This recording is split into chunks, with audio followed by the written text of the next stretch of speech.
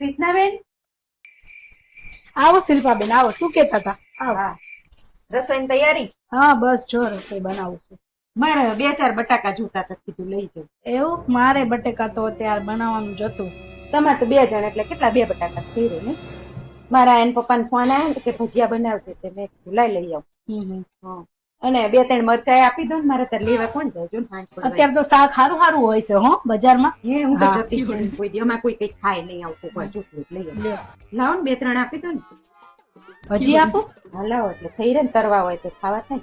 અને હું શું કહેતી, તમારે શું બનાવવાનું? અમે આ બટેકાનું શાક ને ભાખરી તો વિચારી મને છે. એવું કરો ને, ચણા લોટનું પેકેટ પડ્યું હોય ને, આપો ને, પછી હું છે ને તમને લાઈશ ને એટલે આપી દઈશ. હજી પણ અમારે નક્કી નહોતું. અમારે બટેકા વાળા કેવું જ કઈક કેતા હતા એના પપ્પા. પણ હું લાઈશ એટલે આપી દઈશ તમારે. અને એક લસણ નું પીંડું યાદ દો ને, એટલે મારે પોતે ક્યાંક લેવા જવું નથી.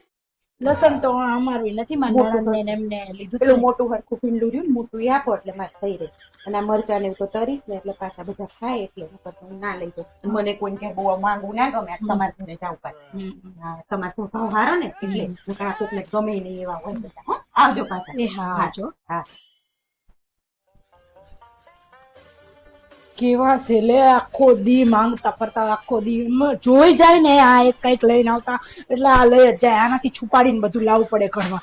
મરચા જોઈ જાય, મરચા લઈ જાય. અને એ ભજીયા બનાવવાના, પણ ઘરમાં કોઈ વસ્તુ નથી. ચણા લોટે હારી મારો લઈ ગઈ, તોય કે ભજીયા બનાવવાના. પણ નો વેતો હોય તો નો ખાતા હોય તો ખાવું બધું હોય ને લેવું કાંઈ ન હોય. આખા ગામમાં માંગતા ફરે, આખા ગામમાં. તો એમ કે હું તો ખાલી તમારા ઘરે જ માંગવા આવું. આવું કઈ કઈ બધાને ઘરે માંગે.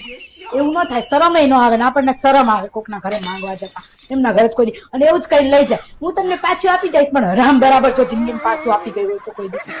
કેટલાક છે આવા દુનિયામાં પાડોશી.